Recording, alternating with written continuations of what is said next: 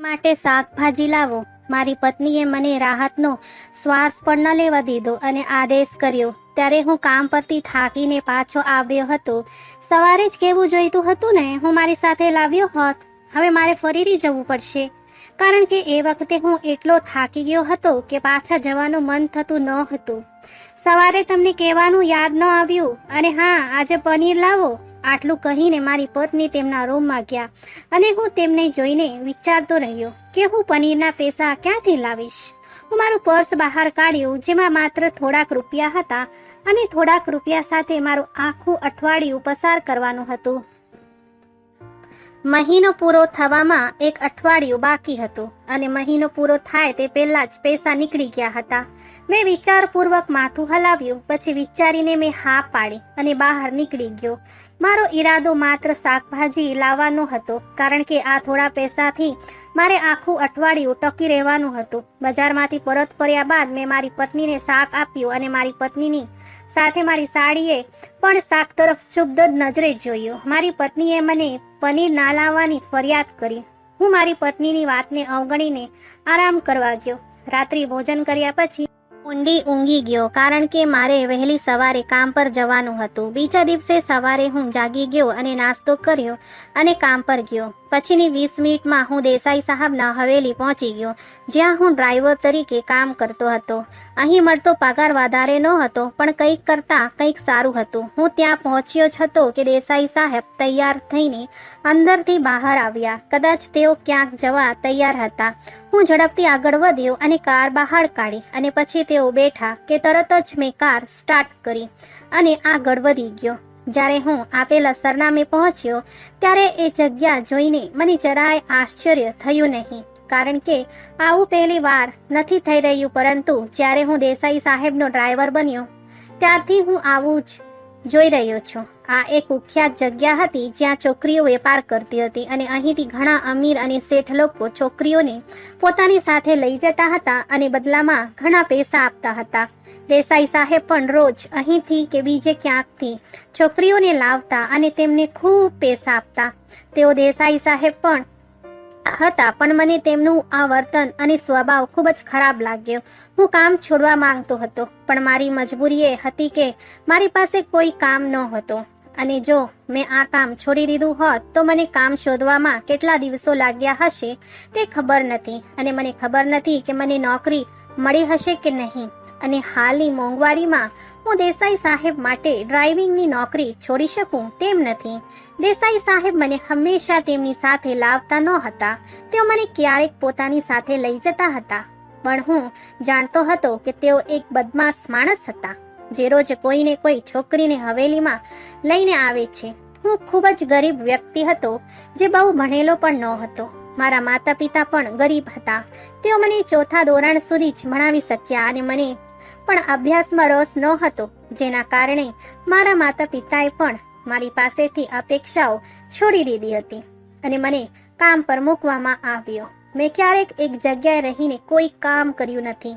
હું તે કામ કરતો હતો જેનું બધું વળતર મળે, અને આ રીતે હું જીવન પસાર કરતી વખતે યુવાન બની ગયો હતો. 20 વર્ષની ઉંમરે મારા લગ્ન થયા. મારી પત્ની બહુ બળેલા ન હતા અને ના તો તેઓ અમીર હતા, પરંતુ તેઓ ખૂબ જ સુંદર હતા અને તે મારા માટે પૂરતું હતું. મારા લગ્નને 5 વર્ષ વીતી ગયા હતા. મારા 3 બાળકો હતા. 2 મોટા પુત્રો શાળાએ જતા હતા અને નાની પુત્રી હજુ ઘરે જ રહેતી હતી. તે શાળાએ ગઈ ન હતી. મારા લગ્નના થોડા વર્ષો પછી જ મારા માતા પિતાનું અવસાન થયું. હું તેમનો એકમાત્ર પુત્ર હતો, જ્યારે તેમને 2 પુત્રીઓ હતી. બંને મારાથી નાના છે અને પરિણીત છે અને પોતપોતાના ઘરમાં સુખી અને શાંતિપૂર્ણ જીવન જીવે છે. લગ્ન પછી મેં થોડા વર્ષો મજૂરી તરીકે કામ કર્યું, પરંતુ જ્યારે મોંઘવારી મર્યાદાથી વધુ વધવા લાગી ત્યારે મેં કંઈક કામ શીખવાનું વિચાર્યું, કારણ કે મજૂરીમાંથી મળેલા પૈસાથી ઘરનો ખર્ચ પૂરો ન થઈ શકે. મારા બાળકો હજી નાના હતા. બાળકોના ખર્ચાઓને પહોંચી વળવા ઘણા દિવસોથી ઘરમાં ભોજન બનતું ન હતું અને અમારો ઘણા સમય મુશ્કેલીમાં પસાર થતો હતો. ડ્રાઇવિંગ શીખ્યા પછી મેં 1 વર્ષ એક મકાનમાં ડ્રાઇવિંગ તરીકે કામ કર્યું, પરંતુ 2 વર્ષ પછી તે લોકો અચાનક બીજા શહેરમાં શિફ્ટ થઈ ગયા અને મેં મારી નોકરી ગુમાવી. મેં ઘણી જગ્યાએ કામ શોધવાનો પ્રયત્ન કર્યો, પણ નિષ્ફળ ગયો. તે દિવસો દરમિયાન મારા સાસુ અને સસરાનું અવસાન થયું. તેથી મને વધુ સમસ્યાઓનો સામનો કરવો પડ્યો, કારણ કે મારી પત્નીને એક બહેનો હતી અને તેમને કોઈ ભાઈ નહોતા. તેમના માતા પિતાના અવસાન પછી મારી સાડી એકલી રહી ગઈ હતી. તેથી મારી સલાહ લીધા પછી મારી પત્ની ચંપા તેમની બહેન રિંકલને અમારા ઘરે લઈ આવ્યા. રિંકલ એકલી હતી. તે ઘરમાં એકલી રહી શકતી નહોતી.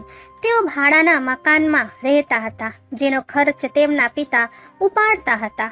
મારી સાડીને તે જ ઘરમાં રાખવું અને તે ઘરનું ભાડું ચૂકવવાને બદલે તેઓ અમારા ઘરે રહે તે વધુ સારું હતું, અને તેથી તે અમારા ઘરે આવી. પરંતુ રિંકલની જરૂરિયાતો પૂરી કરવા માટે અમે જે પૈસા બચાવ્યા હતા તે ખર્ચવા લાગ્યા. પણ પછી અમે બધું ભગવાન પર છોડી દીધું કે જો તે અમારા ઘરે આવશે તો ભગવાને જ તેની આજીવિકાની વ્યવસ્થા કરશે. જીવન આમ જ પસાર થવા લાગ્યું. હવે હું મારો મોટા ભાગનો સમય કામ શોધવામાં પસાર કરું છું અને હું આખો દિવસ ઘરેથી દૂર રહું છું.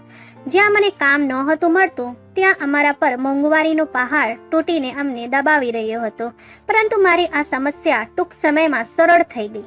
જ્યારે કોઈએ મને દેસાઈ સાહેબ વિશે કહ્યું કે તેમને પોતાના માટે ડ્રાઈવરની જરૂર છે, હું ઝડપથી તેમના હવેલી પહોંચ્યો, જ્યાં હું દેસાઈ સાહેબને મળ્યો.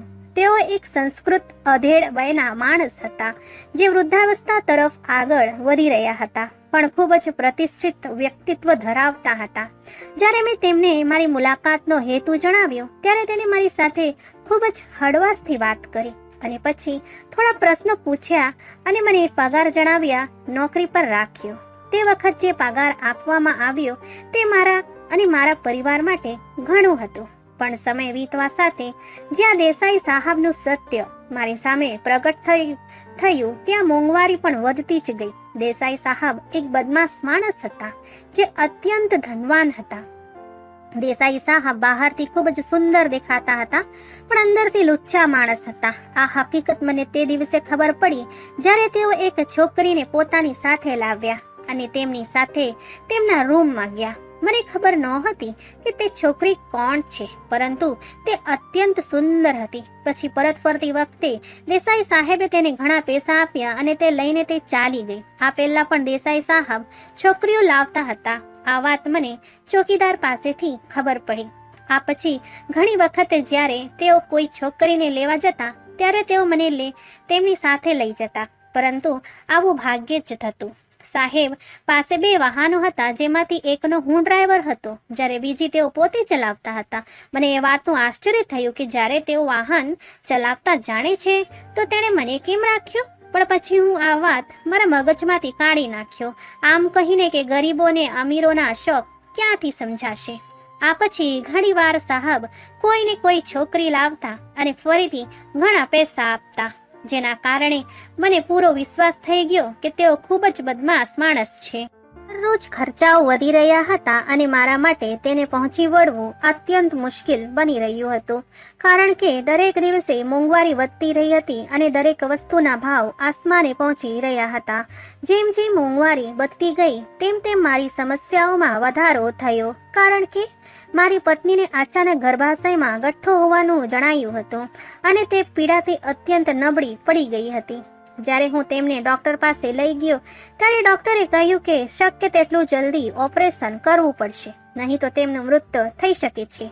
મને અચાનક પૈસાની ભારે જરૂર પડી.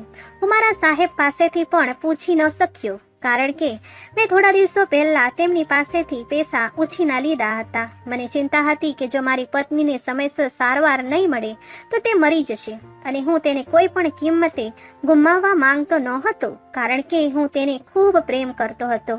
એક દિવસ મારી પત્ની પલંગ પર સૂતા હતા ત્યારે મારી નજર નજીકમાં બેઠેલી મારી સાળી રિંકલ પર પડી, જેઓ નજીકની ખુરશી પર બેસીને મારી પત્નીને દવા ખવડાવી રહી હતી, જેથી તાણીને પીડામાંથી રાહત મળે.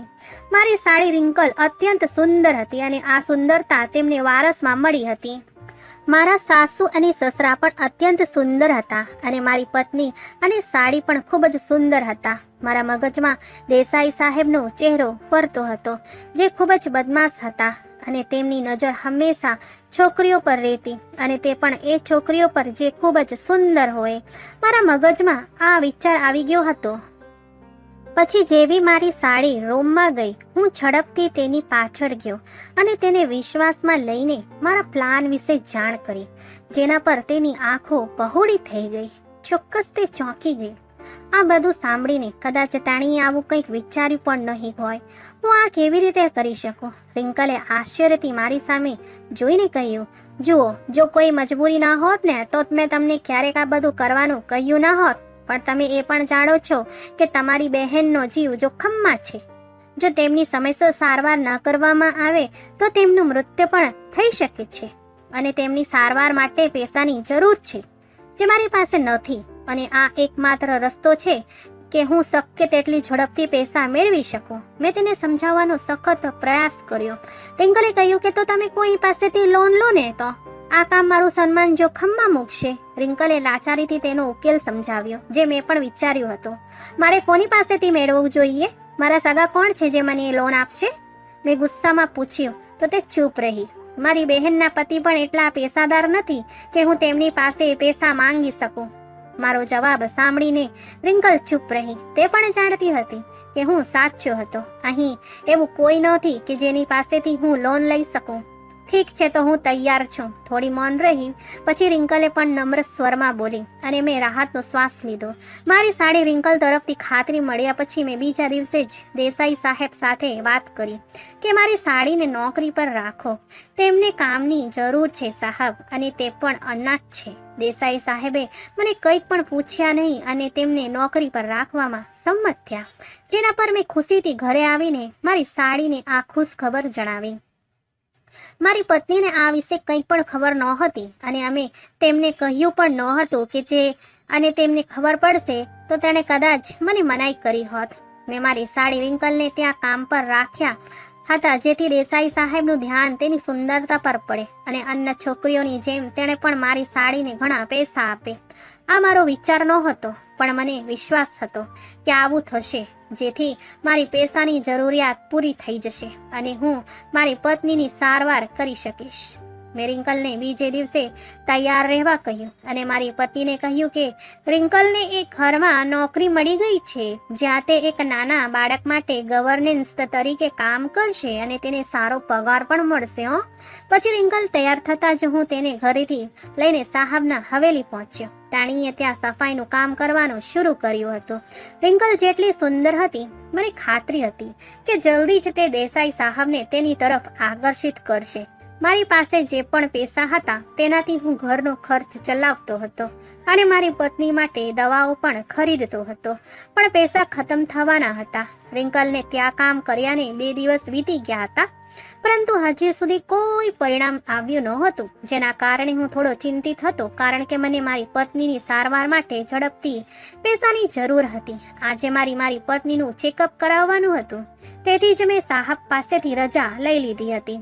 પરંતુ મને શું કામ છે તે જણાવ્યું નહોતું. મેં એટલું જ કહ્યું હતું કે હું ક્યાંક અગત્યના કામ માટે જાઉં છું, જેના પર સાહેબે મને રજા આપી અને ઘરની બહાર નીકળી ગયા. મને લાગ્યું કે તેઓ આજે ફરી એક નવી છોકરીને લાવશે. રિંકલ દેસાઈ સાહેબની હવેલીમાં કામમાં વ્યસ્ત હતી. મેં અડધી રજા લીધી અને ઘરેથી નીકળી ગયો. આવતી વખતે મેં રિંકલને યોગ્ય સૂચના આપી હતી કે તે કેવી રીતે સાહેબને પોતાની તરફ આકર્ષિત કરી શકે, જેના માટે રિંકલે ફક્ત માથું હલાવ્યું. રિંકલ એટલી હોશિયાર નહોતી જેટલી હું તેને બનાવવાનું કરી રહ્યો હતો. હજુ સુધી કદાચ સાહેબે તેના પર ધ્યાન આપ્યું નહોતું, પણ એક દિવસ એવું થશે જ. મેં બસ પ્રાર્થના કરી કે તે દિવસ વહેલામાં વહેલી તકે થાય. આ બધું વિચારીને હું ઘર તરફ જવા લાગ્યો અને મારી પત્નીની પણ ચિંતા થવા લાગી કે આ બીમારીની સ્થિતિમાં તે નાના બાળકને કેવી રીતે સંભાળશે, જેઓ શાળાએ નથી જતા અને ઘરે જ રહેતા હતા. રિંકલ પણ સાહેબના હવેલીમાં જ રહેતી હતી, નહીતર તે પહેલા બાળકોનું ધ્યાન રાખતી હતી. થોડી વારમાં હું ઘરે પહોંચી ગયો. ઝડપથી દરવાજો ખોલ્યો અને અંદર ગયો, પણ મેં સામે જોયું તો એવું લાગ્યું કે મારા માથા પર આકાશ આવી ગયું છે, કારણ કે મારી પત્ની અને દેસાઈ સાહેબ ઘરે હાજર હતા. મારી પત્ની લાકડાની ખુરશી પર બેઠી હતી, જ્યારે સાહબ તેમની સામેની ખુરશી પર બેઠા હતા. તેઓ સુંદર મરૂન સૂટમાં પહેર્યા હતા અને તેમના ચહેરા પર ગંભીર દેખાવ હતો, જ્યારે મારી પત્નીના ચહેરા પર આંસુ હતા, જે જોઈને હું અત્યંત આશ્ચર્યની સાથે ગુસ્સે પણ થયો હતો. તારી હિંમત કેવી રીતે થઈ મારા ઘરે આવવાની? તમે મારી પત્નીને બીજું શું કહ્યું? મેં વિચાર્યા વિના કહ્યું અને ગુસ્સામાં પૂછ્યું. મને લાગ્યું કે તેઓ અન્ય છોકરીઓની જેમ મારી પત્નીની સુંદરતા પર નજર રાખી રહ્યા છે. અહીં આવવાનો તેમનો હેતુ કંઈક ખોટો હશે. જ્યારે મેં બૂમો પાડવાનું શરૂ કર્યું ત્યારે મારી પત્ની અને સાહબ પોતપોતાની જગ્યાએથી ઊભા થઈ ગયા. મેં તમારી પત્નીને એવું કશું કહ્યું નથી કે તમે આટલો ગુસ્સે થાય અને મારી સાથે આટલું અસભ્ય વર્તન કરો. સાહબ ખૂબ જ કઠોર અને ક્રોધિત સ્વરમાં બોલ્યા. તો તમે અહીં શું કરવા આવ્યો છો? હું તમારો ઈરાદો સારી રીતે સમજુ છું. જેમ તમે પૈસા આપીને બીજી છોકરીઓ ખરીદો છો ને, તમે પણ એ જ રીતે ઈરાદાથી અહીં આવ્યા હોય. તમે બહુ અમીર છો, તેથી જ જ્યાં છોકરી જોઈ ત્યાં લપસી પડ્યા. જ્યારે મેં શેઠને ખૂબ જ ગુસ્સામાં કહ્યું ત્યારે તેમનો ચહેરો સાવ ગુસ્સાથી લાલ થવા લાગ્યો, પણ મને તેની બિલકુલ પરવા નહોતી. શું તમે પાગલ થઈ ગયા છો? કોઈ કારણ વગર તમે અમારા પર આરોપ લગાવી રહ્યા છો. એવું કંઈ નથી. તેઓ મારા પિતાની ઉંમરના છે અને હું તેમનું અપાર સન્માન કરું છું. મારી પત્નીએ છુપી રીતે આશ્ચર્ય અને ગુસ્સો વ્યક્ત કર્યો, પણ મારી નજર સાહેબના ચહેરા પર ટકેલી હતી, જેમના ચહેરા પર ગંભીર દેખાવ હતો. હું તેમની ખાતરીને પચાવી શક્યો નહીં. તમે તેમને ઓળખતા નથી. તેઓ એક બદમાશ માણસ છે જે છોકરીઓને ખરીદે છે અને તેમને ઘરે લાવે છે. બદલામાં તેમને ઘણા પૈસા આપે છે. મને ત્યાં કામ કરવાની ફરજ પડી, નહીતર મેં તો ત્યાં એક દિવસ પણ કામ કર્યું ન હોત. મેં નરમાશથી કહ્યું. મને એક ગુસ્સો આવ્યો કે તેઓ મારા ઘરે આવ્યા અને મારી પત્ની સાથે બેઠા હતા. તે અહીં કેમ આવ્યા? ચોક્કસ મારી પત્નીની સુંદરતા તેને અહીં લાવી હતી. હું મનમાં વિચારવા લાગ્યો, હું એક બદમાશ વ્યક્તિ છું, તો તમે તમારી સાડીને આ બદમાશ વ્યક્તિના ઘરે કેમ કામે રાખ્યો? શા માટે તે જુદા જુદા બહાના કરીને વારંવાર મારી સામે આવે છે? શા માટે તેણી મને તેના તરફ આકર્ષિત કરવાનો પ્રયાસ કરે છે, જેથી હું તેના પર ધ્યાન આપું? શું તમે કારણ જણાવશો? હું તેમની સાથે કડકાઈથી બોલી રહ્યો હતો અને તેમની આ વાત સાંભળીને હું ચૂપ રહી ગયો. મેં રિંકલને કયા હેતુથી તેમના ઘરે મૂકી હતી તે હું મારા મોં પરથી સમજાવી શક્યો નહીં. મારી પત્ની અપાર ગુસ્સા અને અનિશ્ચિતતાથી મારી સામે જોઈ રહ્યા હતા. ચોક્કસ તેઓ ગુસ્સા હતા, કારણ કે મેં તેમની સાથે રિંકલ વિશે ખોટું બોલ્યું હતું. હું તમને જાતે કહીશ. તમે તમારી સાડીને મારા માટે કામ કરવા મૂક્યો, જેથી કરીને હું તેમના તરફ વળી શકું, અને છેવટે હું એક બદમાશ વ્યક્તિ છું, તેથી બદલામાં હું તેનો ઉપયોગ કરું અને બદલામાં તેને ઘણા પૈસા આપું, જેથી તમે તમારી જરૂરિયાતો પૂરી કરી શકો. મેં તમને તમારી સાડી સાથે વાત કરતા સાંભળ્યા હતા. મને નવાઈ લાગી કે કોઈ વ્યક્તિ પોતે પોતાની બહેન જેવી છોકરી વિશે આવું કેવી રીતે વિચારી શકે. તમને એ જોઈને ગુસ્સો આવ્યો કે હું અહીં તમારી પત્ની સાથે બેઠો છું, પણ તમારી સાડી સાથે આ બધું વિચારતી વખતે અને તેને આ બધું કરવા માટે મજબૂર કરતી વખતે તમને તેનો વિચાર કેમ ન કર્યો? તે પણ કોઈની દીકરી અને સન્માન છે. દેસાઈ સાહેબે કહ્યું ત્યારે મારી પત્ની રડતી ખુરશી પર બેઠી, જ્યારે હું શરમમાં માથું નમાવીને રહ્યો. તમારી પત્નીએ મને કહ્યું કે તેમને ગઠ્ઠો છે અને તેનું ઓપરેશન કરવું પડશે. જો તમારે પૈસા જોઈતા હોય તો તમારે મને કહેવું જોઈતું હતું. તમે આવી નિર્દોષ અને આદરણીય છોકરી સાથે આવું ખોટું કામ કેમ કરવા માંગતા હતા? આ વખતે જ્યારે સાહેબે ગુસ્સામાં પ્રશ્ન પૂછ્યા ત્યારે હું અકળામણને કારણે માથું ઊંચું કરી શક્યો નહીં. મને મારી કોઈ જરૂર નહોતી. મારી પત્ની બીમાર છે, તેમની સારવાર માટે પૈસાની જરૂર હતી. ત્યારે જ મેં આ બધું કર્યું. મેં શાંત સ્વરમાં કહ્યું, જો તમે મારી પાસે પૈસા માંગ્યા હોત તો મેં આપી દીધા હોત, પણ તમારે આ બધું કરવાની જરૂર નહોતી. સાહેબે થાકેલા સ્વરમાં કહ્યું અને ફરી બેસી ગયા, જ્યારે હું ગુનેગારની જેમ ઊભો રહ્યો. પણ હું એ વાત સાચી નથી કે તમે બદમાશ માણસ છો. જો એવું ન હોત તો મેં ક્યારેક રિંકલને આ બધું કરવાનું કહ્યું ન હોત. તમારા કારણે જ મને આ બધું કરવાનો મોકો મળ્યો અને મેં તે કર્યું. મેં કઠોર સ્વરમાં આ કહ્યું અને સાહબ તરફ જોયું, જેઓ પણ મારી વાત સાંભળીને હસતા હતા. તેમના સ્મિતમાં પીડા હતી, જ્યારે તેમની આંખોમાં આંસુ આવી ગયા હતા. હું સમજી શક્યો નહીં કે મેં શું કહ્યું જેનાથી સાહબ રડવા લાગ્યા. મેં માત્ર વાસ્તવિકતા કહી હતી. કદાચ તેમને ખરાબ લાગ્યું હશે અને હવે તેઓ મને નોકરીમાંથી કાઢી મૂકશે અને મારે ફરીથી નવી નોકરી શોધવી પડશે. અને જ્યાં સુધી હું નવી નોકરી શરૂ કરીશ ત્યાં સુધી મને ખબર નથી કે બીમારીને કારણે મારી પત્નીની શું હાલત થશે. સારવાર પણ ત્યાં જ રહી જશે. હું મારી ચાલાકીમાં વ્યસ્ત હતો ત્યારે સાહેબનો અવાજ ગુંજ્યો અને હું ચોંકી ગયો અને મારા વિચારોમાંથી બહાર નીકળીને તેમની સામે જોયું. તેઓ કહેતા હતા કે 10 વર્ષ પહેલાંની વાત છે. મારી પત્નીનું અવસાન થયું ત્યારે મારી પુત્રી 16 વર્ષની હતી. દીકરી કરતાં નાનો દીકરો હતો જે તે સમયે 12 વર્ષનો હતો, જેને પરિસ્થિતિની કોઈ સમજ નહોતી. મારી પત્નીનું ટ્યુમરથી મૃત્યુ થયું હતું. હું ત્યારે ખૂબ જ ગરીબ હતો અને બાળકો માટે મજૂરી તરીકે કામ કરતો હતો. મને ખબર પણ ન પડી કે મારી પત્ની ક્યારે ટ્યુમરનો શિકાર બની. જ્યારે તેમની ટ્યુમર છેલ્લા સ્ટેજ પર પહોંચી ત્યારે તેની ખબર પડી. મેં તેમની સારવાર માટે બધું વેચી દીધું. ઘર ખાલી કમ બની ગયું. વસ્તુઓ વેચાઈ ગઈ. એક જ ઘર બાકી હતું. મારી દીકરીના લગ્ન માટે મેં જે પૈસા બચાવ્યા હતા તે મારી પત્નીની સારવાર માટે પણ વપરાયા હતા. પરંતુ મારી પત્ની સ્વસ્થ થઈ શકી નહોતી. ધીમે ધીમે તે મૃત્યુ તરફ આગળ વધતી રહી અને અમે કંઈ કરી શક્યા નહીં. અમારા સંબંધીઓએ આ મુશ્કેલ સમયમાં કોઈ મદદ કરી નહોતી, પરંતુ અમારી તરફ પીઠ ફેરવી હતી. ડૉક્ટરે મારી પત્નીને થોડા મહિનોના સમય આપ્યો હતો અને કહ્યું હતું કે થોડા મહિના પછી મરી જશે.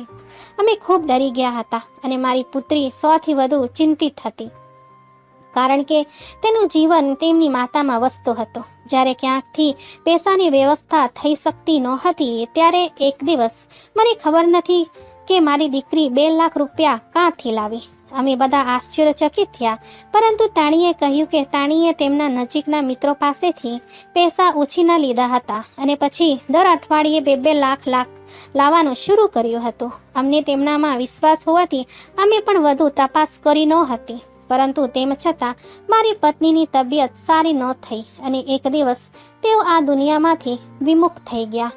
અમે બધા ખૂબ જ દુઃખી હતા. જ્યારે મારી પુત્રી આઘાતથી પાગલ થવાની ધાર પર હતી.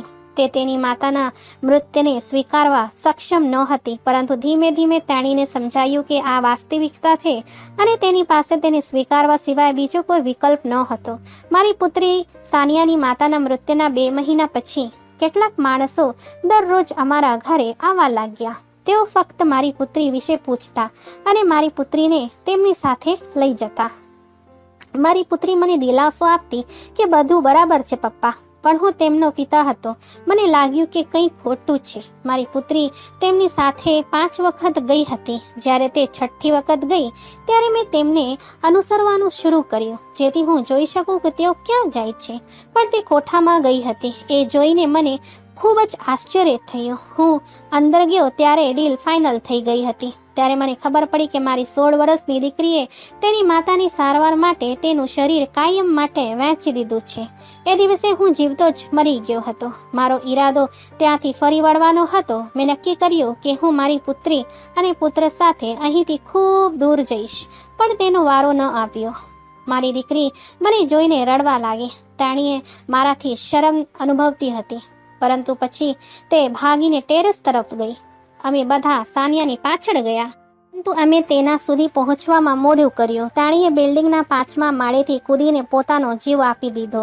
તે મારી સામે અકળામણનો બોજ સહન કરી શકતી નહોતી અને તેને લાગ્યું કે મારી સામે આવવાના કરતાં મરવું સારું છે. એટલા માટે તેણે પોતાનો જીવ આપી દીધો. મારી પુત્રીના મૃત્યુએ મને સંપૂર્ણપણે ભાંગી નાખ્યો, પણ પછી મેં સંકલ્પ કર્યો કે હું કોઈની દીકરીને તેની જરૂરિયાતો પૂરી કરવા માટે તેનું શરીર વેચવા મજબૂર નહીં થવા દઉં. પછી મેં ખૂબ જ મહેનત કરવાનું શરૂ કર્યું. રાત દિવસ કામ કર્યું અને મારા પુત્રને હોસ્ટેલમાં મોકલ્યા. પછી મેં પૈસા ભેગા કર્યા અને દેશની બહાર ગયો. ઘણા વર્ષો સુધી ત્યાં ઘણા પૈસા કમાયા અને 8 વર્ષ પછી પાછો આવ્યો. મારા પુત્રએ તેનો અભ્યાસ પૂર્ણ કરી લીધો હતો. અહીં આવ્યા પછી મેં અસહાય છોકરીઓને મદદ કરવાનું શરૂ કર્યું. પોતાના પુત્રને કામ માટે દેશમાંથી બહાર મોકલ્યો અને અહીં હવેલી બનાવી. મેં ઘણા કોઠા પર કહ્યું હતું કે જ્યારે પણ કોઈ લાચાર છોકરી આવે ત્યારે તેઓ મને જાણ કરે કે હું તેને ખરીદીશ.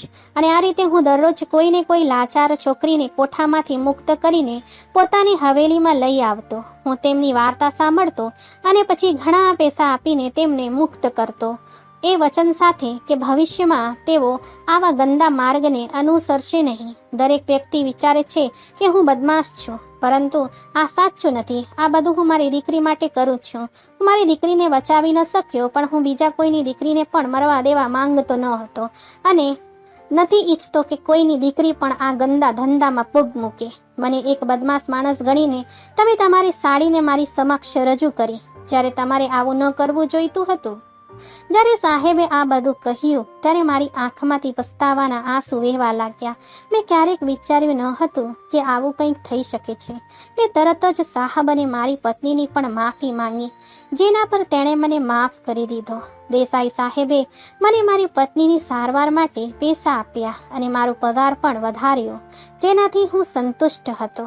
થોડા વર્ષો પછી જ્યારે મારી પત્ની સંપૂર્ણ સ્વસ્થ થઈ ગયા ત્યારે મેં રિંકલના લગ્ન સારા પરિવારમાં કરાવ્યા, જેથી તે તેના જીવનમાં સ્થિર થઈ શકે.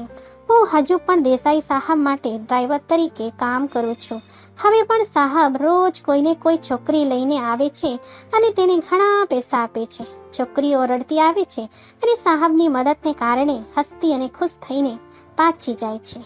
મેં સાહેબને સાવ ગેરસમજ કરી હતી, પણ ભગવાનનો આભાર કે મને સમયસર સત્યની ખબર પડી, નહીંતર આ આક્રમણ જીવનભર મારી સાથે રહેશે. મેં સાહેબનું ઘણું અપમાન કર્યું હતું, પણ હું તેમનો આભારી હતો કે તેમણે મને માફ કરી અને મદદ કરી. નહીં તો આજના જમાનામાં કોણ કોને મફતમાં મદદ કરે? મિત્રો, જો આપણે આપણા સમાજને સુધારવા માટે આપણા જીવનમાં એક નાનું પગલું ભરી શકીએ તો આપણે તે અવશ્ય લેવું જોઈએ. અને શું તમને ક્યારેક કોઈ એવા વ્યક્તિને મળ્યા છો જે કોઈ પણ સ્વાર્થ વગર લોકોને મદદ કરે છે? કોમેન્ટ બોક્સમાં જરૂરથી જણાવો. મિત્રો, આશા છે કે વાર્તા તમને પસંદ આવી હશે.